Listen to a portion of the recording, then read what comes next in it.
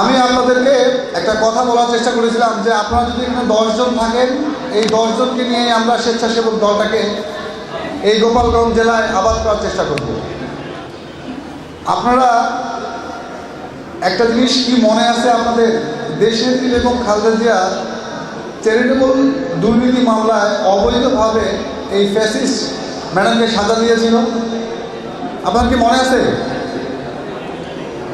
তো এই সাজার রায়ের আগে ম্যাডামকে একটা জবানবন্দি দিতে হয়েছিল আদালতে। সেই জবানবন্দির একটা লাইন আমি আপনাদেরকে শোনাচ্ছি। ম্যাডাম জবানবন্দির একটা পর্যায়ে বলতেছে, বাংলাদেশ ও এদেশের মানুষের ভাগ্যের সাথে আমার ও আমার নিজের পরিবারের ভাগ্য এক সূত্রে গাঁথা হয়ে গেছে। প্রিয় সহযোদ্ধারা, ম্যাডাম এই জবানবন্দিটা দিয়েছে তখনও 5ই আগস্ট হয় নাই। দেখেন 5ই আগস্টের পরে যখন এই ফ্যাসিস্ট দেশ থেকে বিতাড়িত হয়েছে, পালিয়ে গিয়েছে, এই দেশের মানুষ মত প্রকাশের স্বাধীনতা পেয়েছে, ঠিক at the same time madam কিন্তু সম্মানিত হয়েছে। তাকে কুয়েতে আমিন তাদের রাজকীয় এয়ার অ্যাম্বুলেন্স দিয়ে ম্যাডামকে বাংলাদেশ থেকে নিয়ে গেছে। দেখেন এই একটা লাইন উনি বলছে আমার এবং আমার নিজের পরিবারের ভাগ্য। দেখেন তারেক রহমানের বক্তব্য দেওয়া, প্রচারিত করা নিষেধ ছিল, আর এখন যারা আমাদের দিন রাত সমালোচনা করত তারাই এখন তারেক রহমানের বক্তব্য শুনে মন্ত্রমুগ্ধের মতো বলছে, হায় হায়, এই কি তারেক রহমান? আমরা সবাই পুলকিত, আমরা সবাই আদর্শিত।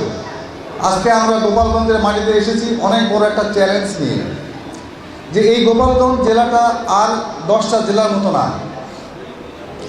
কারণ এই গোপালগঞ্জে বাংলাদেশের স্বাধীনতা যুদ্ধের সময়ের একজন বীর সৈনিক, ইতিহাসের দায় সবাইকে তার জায়গা রাখতে হয়, শেখ মুজিবুর রহমান একটা নাম। তার এই জেলায় আমরা সাধারণত দেখে আসতেছি মানুষের তার প্রতি আবেগ। এখন আমি আপনাদেরকে কয়েকটা কথা বলার চেষ্টা করব। আপনারা দেখেছেন একে খন্দকারের একটা বই, ভেতরে এবং বাইরে। উনি বলতেছে 1971 সালে 7ই মার্চ শেখ মুজিবুর রহমান ঐতিহাসিক সোহরাওয়ার্দী ময়দানে উনি যখন ভাষণ শেষ করেন তখন জয় বাংলা জয় পাকিস্তান বলছিল। খেয়াল করবেন 1996 সালে বিচারপতি হাবিবুর রহমান, আপনাদের মনে আছে নামটা? তত্ত্বাবধায়ক সরকারের প্রধান ছিল, কার কার মনে আছে? বিচারপতি হাবিবুর রহমান, উনি তত্ত্বাবধায়ক সরকারের প্রধান উপদেষ্টা ছিলেন 96 সালে, যে নির্বাচনের মধ্যে দিয়ে আওয়ামী লীগ ক্ষমতায় আসছিল। উনি তার লেখায় এই কথাটাই লিখেছে যে 71 সালে 7ই মার্চ শেখ মুজিবুর রহমান জয় বাংলা জয় পাকিস্তান দিয়ে শেষ করছে। তাজউদ্দিন আহমেদের মেয়ে বলতেছে যে 25শে মার্চ রাতের বেলা যখন আমার আব্বা একটা ডায়েরি এবং একটা লেখা নিয়ে তার কাছে গেল যে মুজিব ভাই, দেশের অবস্থা ভালো না, আমাদের কাছে ইন্টেলিজেন্সের রিপোর্ট আছে, আমরা আক্রমণের শিকার হব, আমাদেরকে স্বাধীনতার ঘোষণা দিতে হবে, একটা প্রমাণ রাখতে হবে। তখন কিন্তু বলছে তুই নাকে তেল দিয়ে ঘুমা, 27 তারিখ হরতাল ডাকছি। এই মাটিতে দাঁড়ায় আজকে এই কথাগুলো বলতেছি আপনাদের জাতীয়তাবাদকে জাগ্রত করার জন্য। কারণ ঠিক এই 71 সালে একজন মেজর নিজের জীবন, নিজের স্ত্রী পুত্রের জীবন, নিজের সমাজে যে তার একটা মান সম্মান, সেই সব কিছুকে, সে একটা ফোর্সের একটা মেজর, সেখান থেকে সে বিদ্রোহ ঘোষণা করেছিল। প্রথমে একটা ড্রামের উপরে তারা উই রিভোল্ট বলেছিল। পরবর্তী 27শে মার্চ বেতারের মধ্যে দিয়ে উনি দেশকে একজন অস্থায়ী রাষ্ট্রপতি হিসেবে দেশকে স্বাধীনতা ঘোষণা করেছিলেন। তখন রাজনৈতিক নেতৃত্ব তাকে বলার চেষ্টা করছে যে আপনি দেশের স্বাধীনতা বা অস্থায়ী রাষ্ট্রপতি এটা ঘোষণা দিতে পারেন না, এটা একটা রাজনৈতিক সিদ্ধান্ত, আপনাকে এটা চেঞ্জ করতে হবে। তখন উনি এটা আবার চেঞ্জ করেছে এই জাতির স্বার্থে। উনি একজন সেক্টর কমান্ডার ছিল, উনি একটা ফোর্সের কমান্ডার ছিল, জেড ফোর্সের কমান্ডার। 9 মাস যুদ্ধ করেছে, যুদ্ধ করার পরে আবার সে তার কর্মে ফেরত চলে গেছে। এই রাজনীতিতে উনি আসে নাই। আমরা বারবার বলি শহীদ জিয়া রহমান স্বাধীনতার ঘোষক। 1972 সালের 26শে মার্চ একটা সরকারি পত্রিকার নাম হচ্ছে দৈনিক বাংলা। এই পত্রিকায় ছাপানো হয় জিয়া রহমানের একটা লেখাটির নাম হচ্ছে একটি জাতির জন্ম। মানে আমি আপনাদের সঙ্গে ইন্টারেকশন করতে চাচ্ছি, একটি জাতির জন্ম জিয়াউর রহমানের একটা লেখা আছে, কেউ কি শুনেছেন?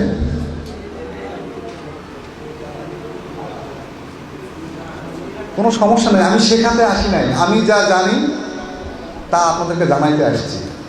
কারণ আমি কেন বিএনপি করি এটা না আমার মধ্যে গ্রথিত আছে, কিন্তু আমরা কেন বিএনপি করি এটা না প্রচারের দরকার আছে। আমি এতক্ষণ যে কথাগুলো বললাম, এই প্রত্যেকটা কথা যদি আপনারা চ্যালেঞ্জ করেন যে কোনো জায়গায়, এই কথাগুলো ঠিক কিনা। 1972 সালের 26শে মার্চ দৈনিক বাংলায় জিয়াউর রহমানের একটি প্রবন্ধ ছাপানো হয়েছিল কিছু সাংবাদিকের অনুরোধে যে ওই সময়ের গল্পগুলো আপনি একটু লেখেন। একটি জাতির জন্ম, সেই লাস্ট লাইন ছিল এরকম, এ জাতি রাত 2:15, এ জাতি কোনো দিন ভুলবে না। আসলে এইটাই স্বাধীনতার ঘোষণা। জিয়াউর রহমান 1975 সালে এই 72 থেকে 75-এর মধ্যে যে গল্পগুলো আওয়ামী লীগের বিরুদ্ধে চালু আছে, এগুলোর গল্প আমার বলার দরকার নাই, কিন্তু আপনাদের শোনার দরকার আছে। কারণ আপনারা গোপালগঞ্জের মানুষ, আপনাদের সম্বন্ধে বাকি মানুষগুলো সন্দেহ পোষণ করে, এটা ক্লিয়ার করার দায়িত্ব কিন্তু আপনাদের। আপনারা কানটা খোলা রাখেন। আমি যদি মিথ্যা বলে থাকি, আমাদের আরও বক্তা যদি মিথ্যা বলে থাকে, আপনারা কাউন্টার দেন। 72 থেকে 75 কী হয়েছিল এটা আপনারা নিজেরাই খুঁজে বাইর করবেন। আমি 75-এর পরে গল্প বলব, যে জিয়াউর রহমানকে জনতার বিপ্লবের মধ্যে দিয়ে ক্ষমতার কেন্দ্রতে নিয়ে আসা হয়েছে, এবং সে আসার পরে যখন সে সামরিক শাসক হিসাবে যখন এখানে থাকে, পরবর্তী পর্যায়ে রাষ্ট্রপতি হয়, দেখবেন ওই সমসাময়িক সময়ে পৃথিবীর অনেক দেশে এরকম অনেক সেনা শাসক চলতেছিল। সেনা শাসকরা নিজেরা দল করে কোনো নির্বাচন না দিয়ে দেশ পরিচালনা করতেছিল। জিয়াউর রহমান সাহেবের সামনে এক অপূর্ব সুযোগ ছিল একইভাবে দেশ চালানো, কিন্তু জিয়াউর রহমান নিজের উর্দিটা ফেলাই দিয়ে উনি বহুদলীয় গণতন্ত্রে বিশ্বাস করতেন। উনি সব দল মতকে গ্রহণ করতেন। উনি গণতন্ত্রের পথে হেঁটেছেন। একজন সৈনিক ক্ষমতার কেন্দ্রবিন্দুতে এসে আবার গণতন্ত্রে ফিরে যায়, এরকম একটা উদাহরণ পৃথিবীর যদি কেউ দিতে পারেন, আমার কাছে রাজনীতি আমার জীবনের চেয়ে অনেক বড় কিছু, কাল থেকে ছেড়ে দেবো। আমরা তার দলটা করি। তাহলে এই দেশের জন্মের সাথে যদি আমি বলি জিয়াউর রহমান ওতপ্রোতভাবে জড়িত, ভাই তাহলে কি ভুল হবে? যখন জিয়াউর রহমান শাহাদত বরণ করেন, তখন এই দলটা না অনেক বড় কিছু ছিল না। এই দলটাকে মহিরুহ করেছে দেশনেত্রী বেগম খালেদা জিয়া। উনি রান্না করতেন, জিয়াউর রহমান তার হাতে রান্না খেতেন। সেখান থেকে বের হয়ে আসে বাংলাদেশ জাতীয়তাবাদী দলের হাল ধরে এই দেশটাকে একটা জায়গায় নেওয়ার জন্য ওনাকে এরশাদ বিরোধী স্বৈরশাসকের বিরুদ্ধে আন্দোলন করতে হয়েছে 9টি বছর। উনি রাস্তায় ওনাকে ধরে মেরেছে, ওনার হাতের ব্লাউজ ছিঁড়ে গিয়েছে, উনি শাড়ির আঁচল দিয়ে সেই ব্লাউজটা ঢাকায় রাখছে। এখানে আওয়ামী লীগের অনেক নেত্রী আছে না, যে এরকম যদি ব্লাউজ ছিঁড়ে যাইতো ওটা আরও ছিঁড়ে ফেলতো। বাংলাদেশে এই রাজনীতিটা খুব বেশি চালু আছে, নেগেটিভ পলিটিক্স। উনি তা করেন নাই। এরশাদ বিরোধী আন্দোলনের সময় ওনাকে দরজা ভেঙে ওনাকে গ্রেফতার করা হয়েছে, উনি আপোষ করেন নাই।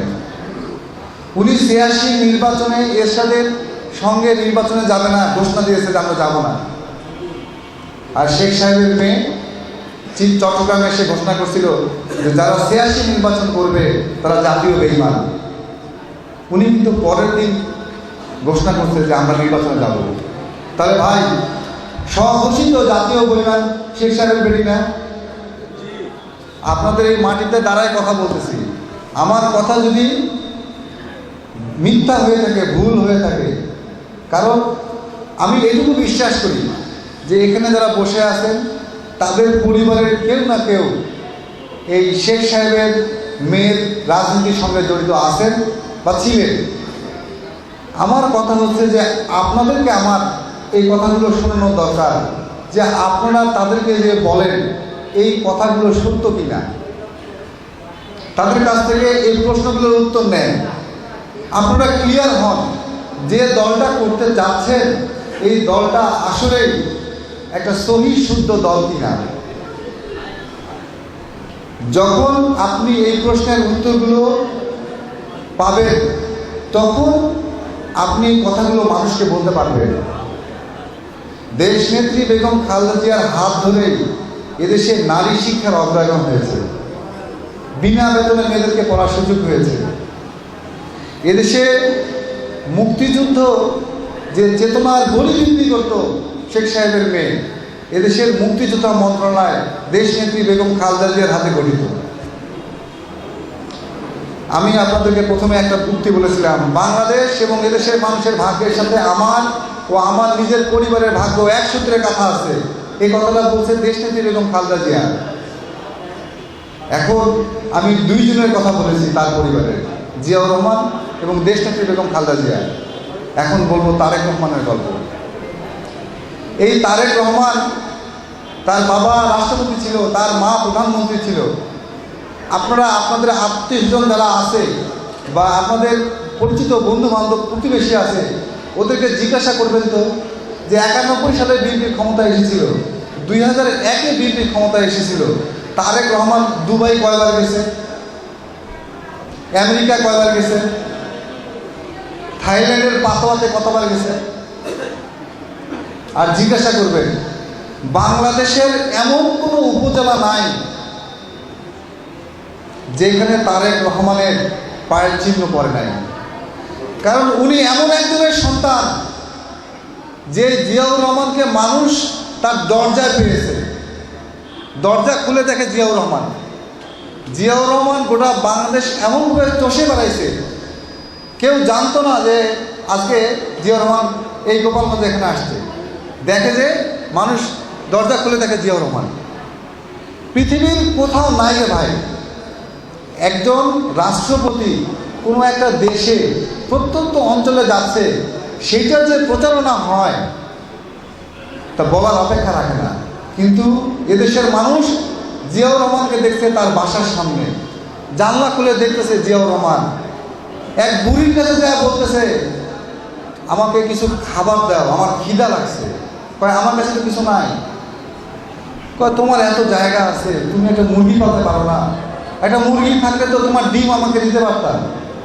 সেই জিয়াউর রহমানের ছেলে জনাব তারেক রহমান বাংলাদেশের প্রত্যেকটা উপজেলা এবং অধিকাংশ ইউনিয়নে উনি ঘুরেছে, মানুষের কথা শুনেছে। ২০০৩ সালে উনি আমাদের দেশের আবাদি জমি নিয়ে একটা রিসার্চ করছে যে কোন জমিতে কি ফলে, আর আমাদের কি পরিমাণ পেঁয়াজ লাগে, কি পরিমাণ রসুন লাগে, কি পরিমাণ আদা লাগে, কি পরিমাণ সবজি লাগে। ওনাকে কেউ বলে নাই, উনি রিসার্চ করছে।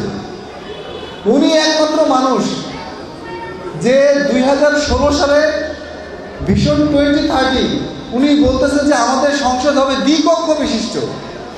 কিছু লোক আসবে নির্বাচিত হয়ে, আর কিছু আমরা সমাজ থেকে নেব যারা জ্ঞানে গুণে একটা মানের, তাদেরকে আমরা সংসদে নিয়ে আসবো, আমরা তাদের কাছ থেকেও কথা শুনবো। তিনি বলার চেষ্টা করতেছেন এখন থেকে প্রধানমন্ত্রী এবং রাষ্ট্রপতির ক্ষমতা একটু ভারসাম্য থাকবে। একটু ব্যালেন্স থাকবে। কেউ এককভাবে অনেক বেশি ক্ষমতা সম্পন্ন হবে না, কারণ একক বেশি ক্ষমতা সম্পন্ন হলে তখন গণতন্ত্র ক্ষতিগ্রস্ত হয়, গণতন্ত্র বিপদে পড়ে। উনি বারবার বলার চেষ্টা করছেন যে আগামী দিনের নির্বাচনটা অনেক কঠিন হবে, কারণ আমাদেরকে মানুষের আস্থা অর্জন করতে হবে, মানুষের ভোটটা আমাদের করে নিয়ে আসতে হলে তাদের সঙ্গে থাকতে হবে, তাদের পাশে থাকতে হবে, তাদের সুবিধা অসুবিধাগুলো দেখতে হবে। রাজনীতি একটা ভলেন্টিয়ার কাজ ভাই, এই কাজটা সবার না। এখানে আপনারা যাদেরকে দেখতেছেন আপনারা চিন্তাও করতে পারবেন না গত 17 বছরে আমাদের প্রত্যেকের জীবন কীভাবে পার হয়েছে। কিন্তু এর মানে এই না যে এখন সময়টা একটু নিউট্রাল বলে এটা করতে হবে। সবচেয়ে বেশি নির্যাতিত তারেক রহমান বলছেন যে আমি নির্যাতিত, আমার মা নির্যাতিত, আমার দলের 60 লক্ষ নেতাকর্মী নির্যাতিত। আমরা এই নির্যাতনের প্রতিশোধ নেব কীভাবে? 31 দফা বাস্তবায়নের মধ্যে দিয়ে।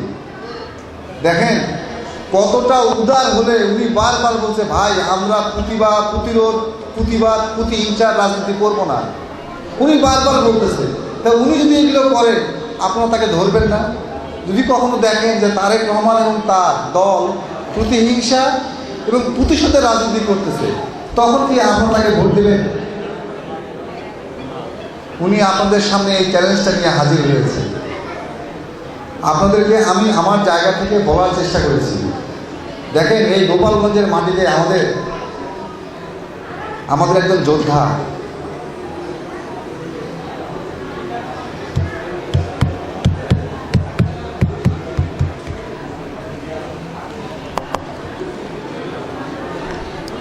শওকত আলী দিদারের রক্ত রঞ্জিত এই গোপালগঞ্জ। আপনাদেরকে প্রমাণ করতে হবে যে আসলে আমরা প্রতিহিংসা এবং প্রতিশোধ করব না, প্রতিশোধ নেব না।